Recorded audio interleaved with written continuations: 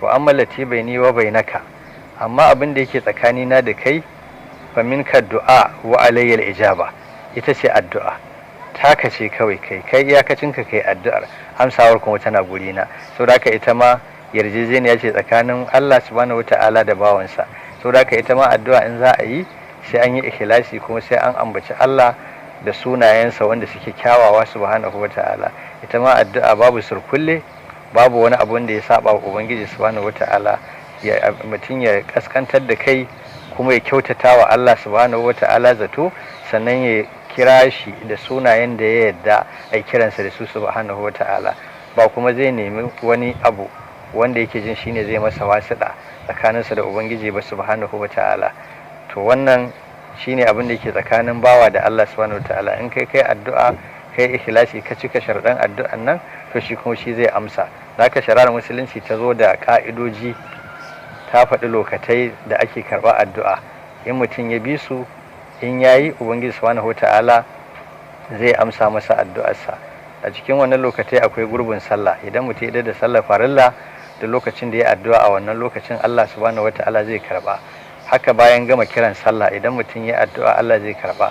Lokacin da mutum yake yin azumi, in ya addu'a Allah zai karba. Lokacin da tafiya ta kama shi daga wani gari zuwa wani gari, shi ma in ya addu'a Allah zai karba. Idan Ramadan ya kama, shi ma lokacin karba addu'a ne. Dare lailatul qadri lokacin karba addu'a ne. Lokacin wato asuba lokacin karba addu'a ne. Lokacin da zakara yi cara lokacin karba addu'a ne. Ranar juma'a lokacin karba addu'a ce. Saboda haka ga lokacin da aka shimfiɗa. Sai kuma sharadi na yin addu'a ta karbu shine cin halak.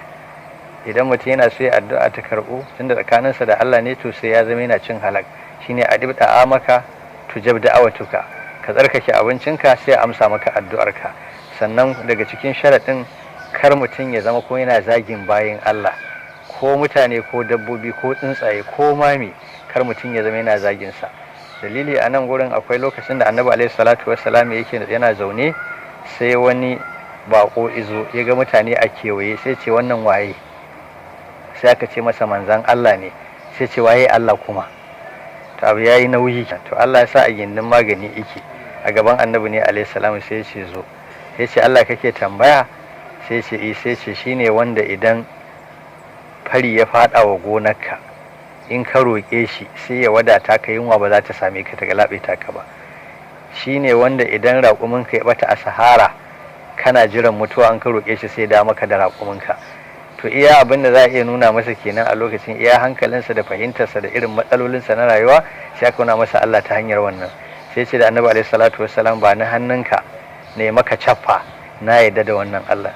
To Annabi alaihi salamu da yayi masa cappar, sai ce masa to zan maka sharadi daya, la tasubbanna ahada, daga yau karka sake zagin komai, ba ma karka sake zagin kowa ba, karka sake zagin komai. Ko kaza ce ta zo ta bata masa wani abu, kar ya zage ta. Ko akuya ta yi masa wani abu, kar ya zage ta, balle mutum.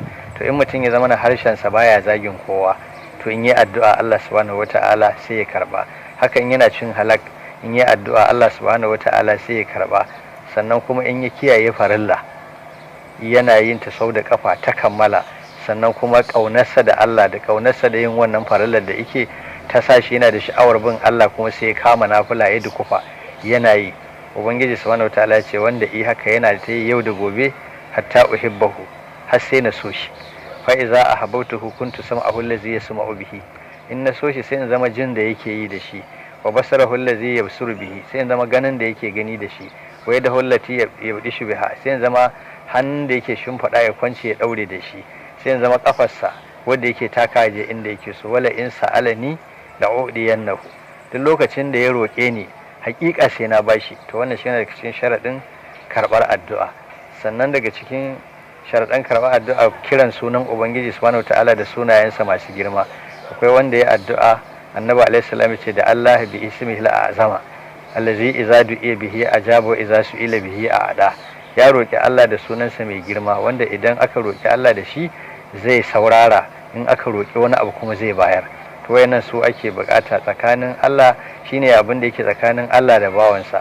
Amma wannan su ne sharaɗan da ake bukata mutum ya cika na cin halak, ya kuma cika wayannan ka'idoji, sannan ya kula da lokatan da aka ce din. to in yi wannan ubangiji subhanahu